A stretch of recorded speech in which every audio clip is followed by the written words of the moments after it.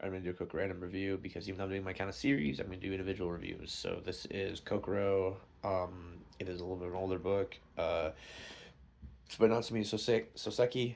If I pronounced that wrong, again, I apologize. I'm never trying to be ignorant. That was my last month's book club book. Not typically what I read.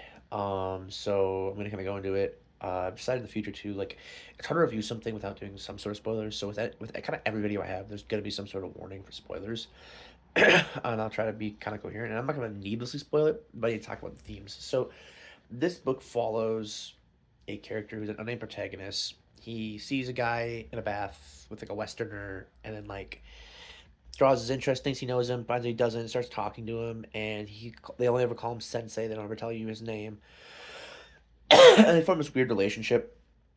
So the whole book kind of has some themes of loneliness. But that's what it's supposed to be.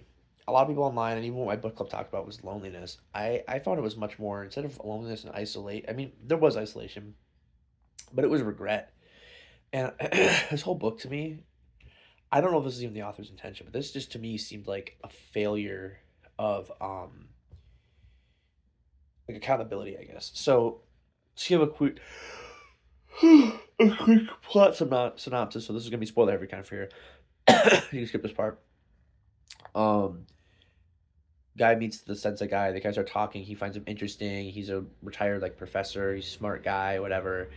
And he starts saying a lot of like he's very cynical, very negative. And after a while being friends, the main character's in college has to go back and hang out with his dad because his dad is very sick on his deathbed. And when this happens, he tries getting a hold. The sensei tries getting a hold of him, and he obviously can't come. So then he writes him this huge letter that's like over half the book. It's just this letter from Sensei, which he was gonna tell him in person, but the guy couldn't come because his dad died or was dying.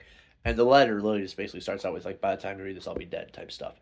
And that's kind of the end of the spoilers there, really. But they the letter goes over the whole guy's backstory, kind of how he became how he is.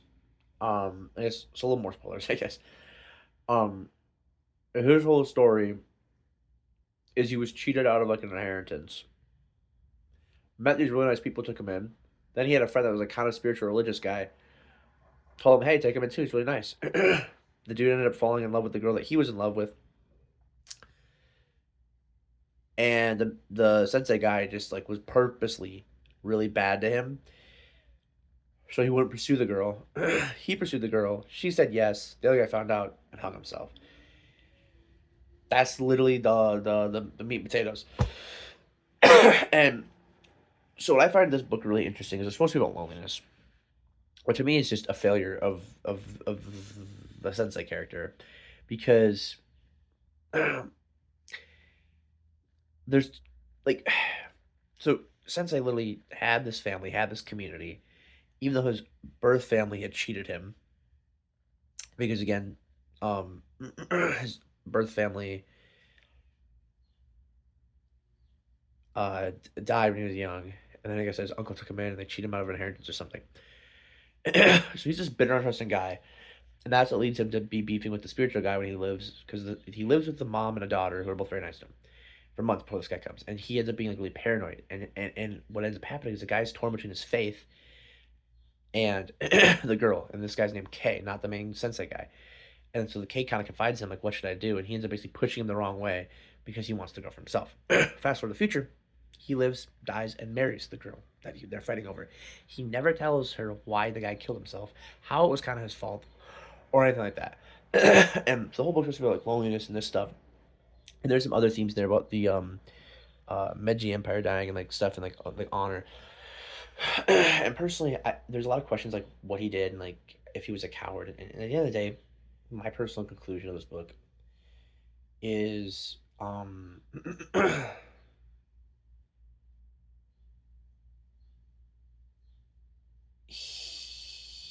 he the book's supposed to be about loneliness, but it really isn't.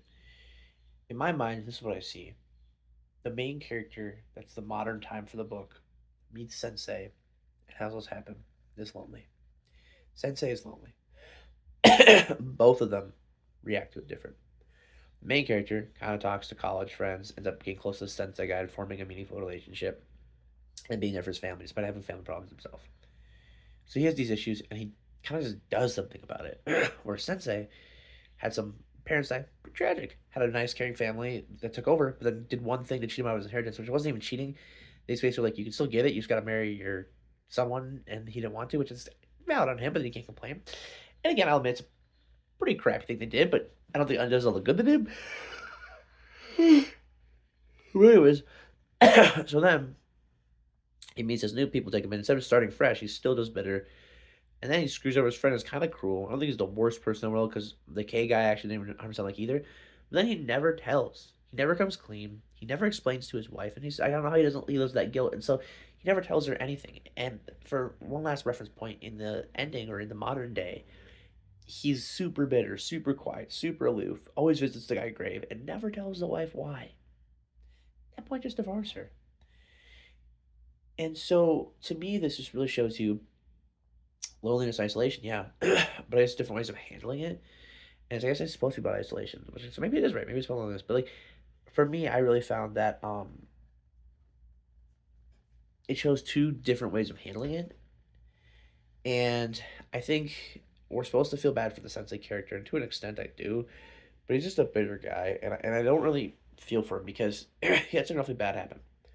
Okay, and he let that dictate his whole life. And like for me, I find that's very immature. Like when I was younger, or everyone has this experience, but like I'm just telling my personal experience. I've had a couple bad relationships in high school, romantic, and after the first one, I was like, oh, that sucked. I didn't think, okay, everyone's out, you know what I mean? So it happened to me a couple times where I got screwed over or whatever, and I'm not gonna go into detail. So after the third time, I was like, okay, maybe I'm gonna see a pattern, and I'm gonna start being like cold. But that's my thing is with anything in life, like how do you like even with people who form other stereotypes, like people who are racist. So one person who's one ethnicity does something, I'd be like, I'd think nothing. Now, if every person I ever met of this certain ethnicity or whatever, I maybe start having some prejudices. Now, is that valid? No. My whole point is that's what gets me with this guy. Since they didn't have like betrayal after betrayal after betrayal, he had one arguable betrayal in his whole life, and then it becomes closed off and emo. That doesn't make sense to me. That's not my way of thinking. Now, obviously, I'm not him. I'm not just saying like, oh, you're not written from my point of view. Like what? But I think for me, it makes it really hard to sympathize with him because, again, like let's say his parents did some crazy lie thing and then his parents died. Like it was a cycle of it. I would get it. I really would. But then when it's one thing like that, I don't get how you form the mental. Oh, it's all. Oh, my uncle did this one thing that kind of cheated me over. Every human sucks. Every human's out to get me. And that's what you kind of see in the book. Is Sensei has a self hatred for a lot of his self hatred and hatred for a lot of people too. And it's just kind of sad. Overall, though, the writing was good. The book was pretty fast paced. It was interesting. Sensei is normally my genre. Um, I think there's a lot of foreshadowing too with his plans to kill himself. And there's some stuff with like the honor. I do just think though in general, I don't know. I don't know what I'd rate it. We'll give it a seven. Seven to me is like yeah, it's decent. Seven. I'm probably not gonna reread. Like I said, like for my scale, seven is good. You know, eight is great. Nine is amazing, and 10 is like perfect. I don't think I've ever given a 10 out yet. And I'm only saying that because I want my ratings to mean something. And I think of like even a school thing, like a 70%, just average. And lastly, kind of in the review, I didn't spend much time reviewing. I'm more just talking about the plot, but I don't know. I'm having a hard time reviewing books and not going somewhat into the plot because, like, you know what I mean? I can't really dissect it. I can just say if like did I like it or not, and then I can talk about the writing style. But I started like to actually dissect the plot. But I guess maybe I should market it as something different. I don't know.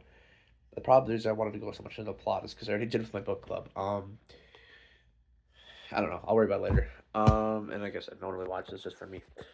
And then so next month in my book club, I am doing Brave New World by Aldous Huxley. So I'll be reviewing that. And then right now, for my religious series, I'm working on I'm working on I think the Bible right now, and then a Catholic book, and then After that, I'm gonna do a poetry, a flowers for evil by Baudelaire. So, thank you.